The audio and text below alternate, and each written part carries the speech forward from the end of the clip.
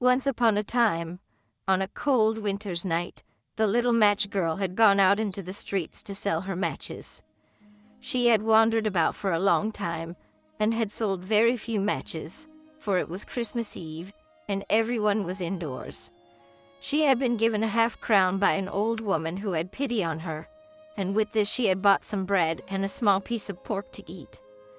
But as she was eating, she had suddenly thought of her grandmother, who had been dead for many years, and she had sat down on a doorstep to cry. As she sat there, she had struck a match, and in its flickering light, she had seen her grandmother's face before her. She had been overjoyed at this, and had laughed and wept at the same time.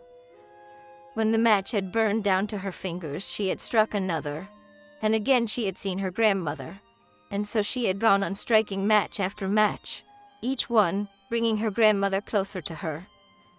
She had been so absorbed in her thoughts that she had not noticed the cold, but when the last match had gone out, she had felt it bitterly. She had tried to get up and go home, but her legs had been too numb, and she had fallen down on the doorstep.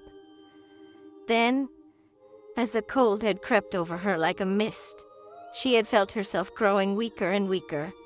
She had closed her eyes and seen the familiar walls of her grandmother's cottage. She had heard the gentle rustling of the leaves in the garden, and she had felt the warm sun shining down upon her.